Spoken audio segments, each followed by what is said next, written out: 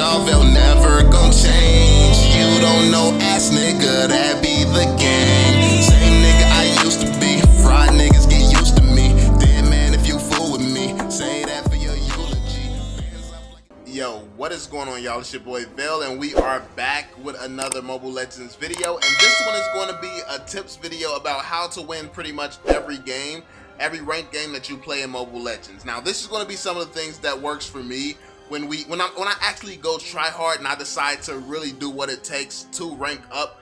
This is pretty much the best way to do it. So as you all know, actually before we jump into it, make sure you drop that thumbs up on the video. I definitely want to get this video a lot of attention because I want to bring together a lot of the community that may not know certain tips and tricks. You have to understand that in the Mobile Legends community, everyone doesn't really know what they're doing all the time. So it's good that on this channel we have a bunch of different types of people with a bunch of different perspectives on things. Like for instance, I hate Zylong and Alucard and stuff like that, but it's a lot of you who's really good with those heroes, and you all have told me some strategies that makes them work very well. And yeah, I mean, it's just we have certain different views and different opinions, but when you bring it all together, you just have a bunch of people with different knowledge. So yeah, make sure you go ahead and drop that thumbs up. Subscribe to the channel if you're new for more Mobile Legends content. And let's jump into it. So, oh, before we jump into it, one of these games, like, look at this. Hold up, bruh, look at that. I dropped a savage on their head in this game, man. I dropped a freaking savage on their head. I was so triggered. I choked the 20 kills. Well, my team ended the games before I could get that 20 bomb, bruh. I almost got that 20 bomb on their head, yo. Like, it was absolutely insane. Like, they just could not handle the Alice, bro. But I did get the savage, and it was crazy. And what's crazy is at the end, I think it was Angela who came back to life. And I could have got that easy kill, but my team ended the game. So yeah, I was kind of mad about that one, but we still went off. We went crazy. As always, look at the damage you dealt, the tower damage that I dealt. I pretty much lead in all the stats the majority of the game. The majority of the time that I play, I pretty much lead in all the stats, and that's one of the things that you have to do. You have to make sure that you play your role correctly. So if you're a damage dealer and if you're an overpowered hero who can carry the game like Alice, because Alice is one of those overpowered heroes who can carry the game, you're supposed to be roaming around hitting towers, you're supposed to be killing people, and you're supposed to be tanking damage. Because I have that lifesteal and sustainability, I'm capable of tanking a lot of damage too, which means Alice is almost similar to an off tank. Alice is similar to an off tank, but one that can do an insane amount of damage, which is crazy. So yeah, you have to know each hero and what they're capable of. Like Harith is another hero who's absolutely insane and can deal a bunch of damage while still taking towers and stuff like that. Also, Harley is another one of those heroes where you can dish out a bunch of damage, push towers.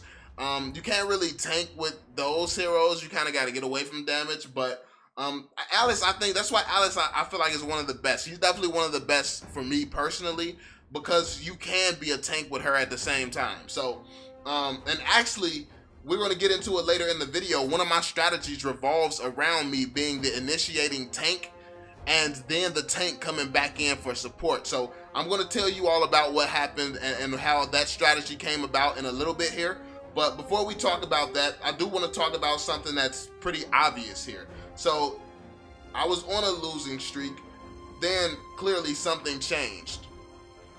Now, I know how to just make this non-stop win streaks all the time. I've always known how to do it. I've told you all in other videos over the years, but I'm gonna make it clearer here. So the struggle is in being a solo player, because the truth about the Mobile Legends matchmaking is that you see so many great players online, and you see people soloing and stuff like that, and people are like, oh my god, they must be a god player, they must be god tier players and really, really good.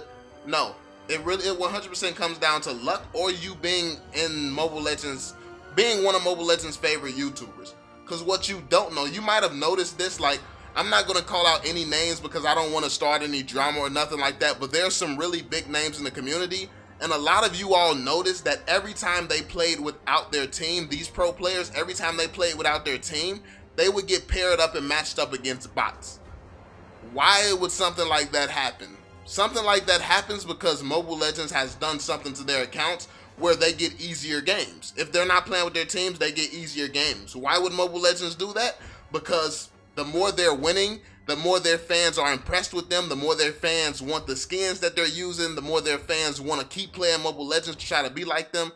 It's just good business for Mobile Legends. So you can't be tricked by people being able to solo by themselves, because a lot of people have an advantage, especially if you're famous and doing it.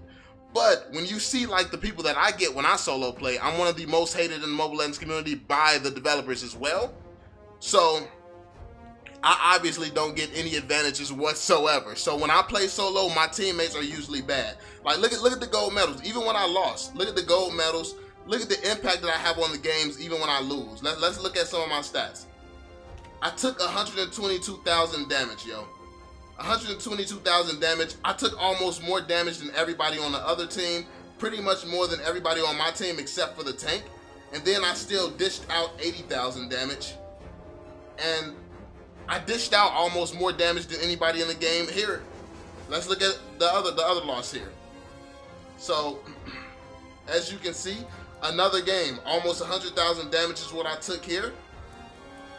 Now they have multiple people going crazy. This team, we took a lot of damage, but then if you look at the amount of damage that was dished out, we wasn't dishing out crazy damage while they had people dishing out 100k, 2 people dishing out 100k. So yeah, the point is, I'm pretty much always doing well even when I lose. So that shows you how random the matchmaking is. So the way that you want to get past the matchmaking systems where you get paired with a bunch of AFKs, a bunch of people who don't know better, you can't play solo. You have to play duo. And that's what changed from right here to over here. I started playing trio actually. No duos. I started playing trios actually. Because if you think about it, if you have, like, look at this.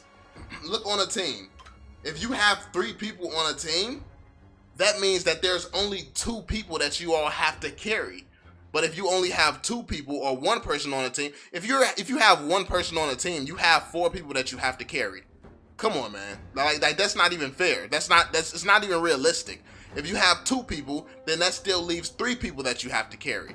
But if you have 3 people, the odds are in your favor because it's only 2 people you have to carry. And if you 3 people are good enough to solo carry games, all 3 of you can solo carry games, that means when you 3 come together, it's just a walk in the park playing these games. And that's basically what happened here. So I linked up with the homies, and we just started getting easy wins.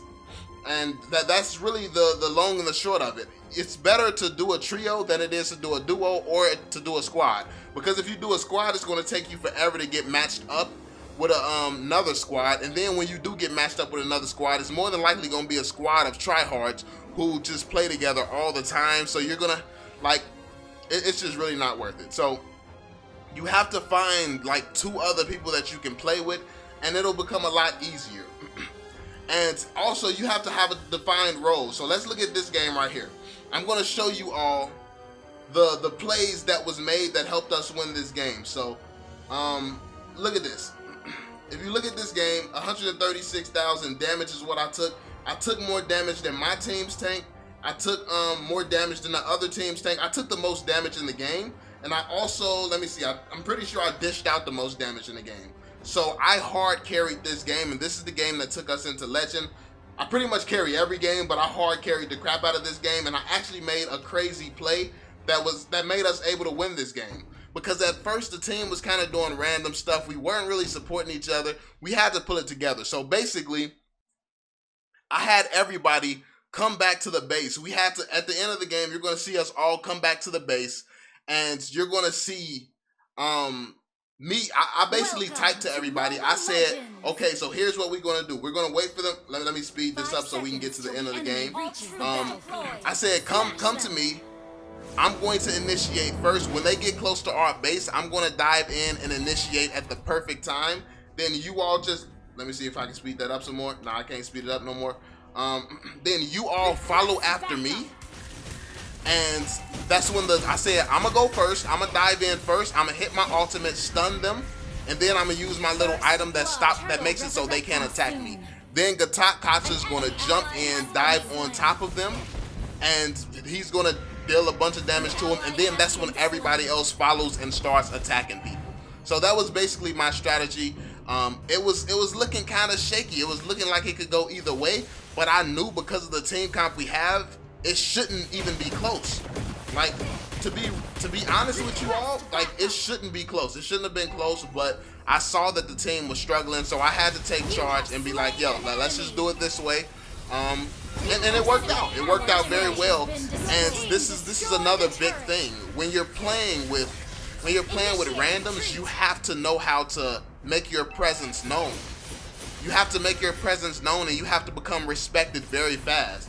Because of the plays I was making throughout this game, because I was dominating, making the right decisions, roaming around, helping people, because I established my dominance throughout this game, they trusted me. So when I made a play, everybody listened. And also, I was playing with two of my homies, so they were going to listen anyway. But then the other two guys, they saw what I was doing, so they respected it as well. So you have to earn people's respect when you're playing as well. So that means you have to be performing well. You have to show up. Look at you. As you can see, I'm out here taking cheeks, being risky. I'm just jumping out everywhere. You destroyed a turret. This looked like it was like a 20-minute game. It's getting to the end here. I want to show you all this play when like how close it was, and because it was way closer than it should have been, man. It was way closer than it should have been. Basically, I told everybody, oh yeah, this is it right here. So it's coming up right here. I told everybody, don't go too far away. Let me engage first, then the tank, and then you all come after, because everybody was just doing random stuff, and yeah, it was just weird. Like, they were getting kind of anxious. They were like, yo, dive, VeLL, dive. I'm like, nah, wait for the moment. Like, they wanted me to dive right here. I was like, nah, I gotta wait for him to get closer, wait for the right moment. And then it's gonna come. Right here. Right here, I told him. Our turret has been destroyed. And then we had it from here. Because there's nothing that they can do about that. So yeah, with that play, because it was getting too close, you saw how we lost that home tower. The game was getting way too close. So I was like, yo, come on, let's do this. And knowing when to make the right play, that's the thing. A lot of times, everyone tries to be the decision maker for the team. Everyone thinks that they know what's best. And look at this. I even said, let's keep attacking this tower. They wanted to attack the Lord just in case, but I was like, nah, I know we don't need to attack the Lord, really. So it's just plays like that and really getting the team to trust you. That's going to happen a lot more frequently as you show your team that you can perform. Like, once you perform for your team and let them know that, yo, I'm really a force, I can really do what I say I'm going to do, and I can really carry this game, they'll believe in you, and that'll make it easier games where they're not being toxic and stuff like that. They're just going to let you do your thing. So these are just some of my tips, man. Knowing, like, I'm going to do some more videos on, like, decision making and how to make certain decisions under certain circumstances and all that stuff. I'm going to be talking about that. If you all want to see that, let's see if we can get this video to 500 likes. If this video gets to 500 likes, I'm going to go more into depth into certain situations and why make certain decisions in those situations and all that. But yeah, it's if you all want that. So yeah, let me know what you all think in the comment section down below, man. Make sure you drop that thumbs up, subscribe to the channel if you're new, and I'm going to catch y'all on the next one, fam. Peace out, y'all. I'm on it. Can't fail for my family, I want it. So they'll never need hope or want it.